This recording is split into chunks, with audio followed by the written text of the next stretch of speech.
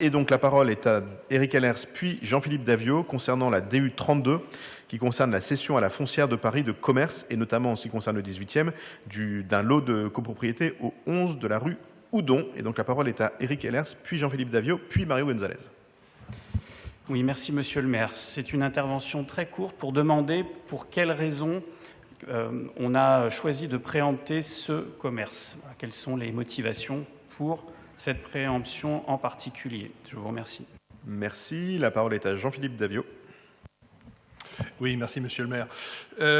Alors, d'abord pour me réjouir de cette préemption 11 rue Houdon, depuis la création de la SEM Paris Commerce et donc la refonte des statuts de l'ancienne CEMAEST, le rayon d'action, si je puis dire, de cette structure a été considérablement élargi, puisque au lieu d'être territorialisé comme il l'était à l'origine, la SEM Paris Commerce peut maintenant intervenir dans tout Paris, quels que soient les arrondissements et les quartiers. Donc ça, c'est un très gros progrès, et nous avons fait le choix, évidemment, aussi de permettre à cette SEM de préempter des locaux dans d'autres quartiers que ceux dans lesquels elle était déjà présente. Je pense notamment au quartier, au secteur de Château-Rouge, par exemple, ou de la Chapelle, parce que nous pensons qu'il est important que la ville puisse aussi agir dans des quartiers comme celui-ci, pour, lorsque des commerces sont disponibles, eh bien, éviter que ça devienne des commerces d'articles pour les touristes ou d'autres types d'activités que nous ne souhaitons pas à Montmartre. Et donc, c'est un moyen, évidemment, un des moyens que la ville de Paris a à disposition pour pouvoir agir sur la diversité commerciale. Et donc, cette préemption est une excellente nouvelle. Merci Jean-Philippe Davio. La parole est à Mario Gonzalez, qui pourra par ailleurs répondre à la question d'Éric Allers. Et pourquoi pas?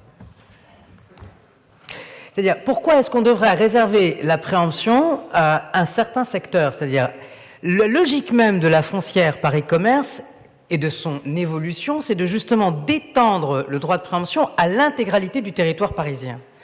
Pour une simple et bonne raison, c'est qu'on a considéré désormais que la ville de Paris était prête justement à exercer ce droit de préemption, non plus uniquement dans des secteurs dans lesquels il y avait une monoactivité, sur lesquels il était urgent d'agir, mais désormais sur tout le territoire parisien.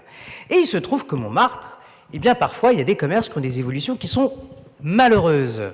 Et on en a déjà eu l'occasion d'échanger ici sur certaines évolutions sur lesquelles malheureusement la ville de Paris, pour le coup, n'a pas la maîtrise. Là, en l'occurrence, elle l'avait. Et donc, elle a exercé son droit de préemption dans un secteur où la commercialité, je pense que vous ne me contredirez pas, est très importante et très regardée par les habitants, et à juste titre, et que donc, c'était une très belle occasion pour la ville de préempter, d'exercer ce droit au titre de la foncière Paris Commerce, enfin, ça va être rétrocédé à la foncière Paris Commerce, pour garantir le maintien d'une offre commerciale et artisanale adaptée au quartier de Montmartre. Merci beaucoup. Et donc, je vais mettre aux voix la délibération DU 32, qui est pour, qui est contre, qui s'abstient, qui ne participe pas au vote. Elle est adoptée. Je vous en remercie.